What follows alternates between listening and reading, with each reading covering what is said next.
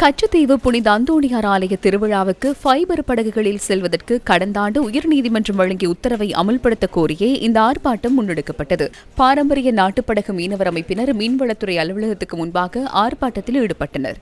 ஆர்ப்பாட்டத்தில் ராமேஸ்வரம் கடற்கரை கிராமங்களான வேர்க்கோடு, ஓலைக்குடா, செம்மமடம், நொச்சிவாடி, தென்குடா, தங்கச்சிமடம், பாம்பன் உள்ளிட்ட பகுதிகளைச் சேர்ந்த மீனவர்கள் கலந்து கொண்டிருந்தனர்.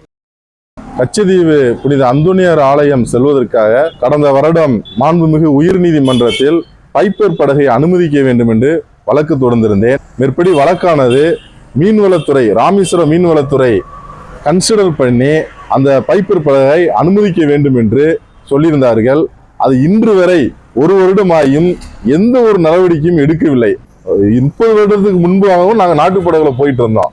இந்த காலத்தின் சூழ்நிலைக்கு ஏற்றவர் நவீன தொழில்நுட்பத்தின் பிரகாரம் பைப்பர் படகு வந்ததுனால அந்த பைப்பர் படகை அனுமதிக்குன்னு சொல்லிட்டு தான் அந்த ஆர்ப்பாட்டம். இதை அமல்படுத்தலைன்னா அடுத்தபடியாக நாங்கள் நீதிமன்ற அவமதிப்பு வழக்கு தொடரப்படும் என்பதனை தெரிவித்துக் கொள்கிறேன். இலங்கைக்கும் இந்தியாவுக்கும் இடையிலான உறவு பாலமாக கச்சத்தீவு புனித அந்தோணியார் ஆலயம் போற்றப்படுகின்றது.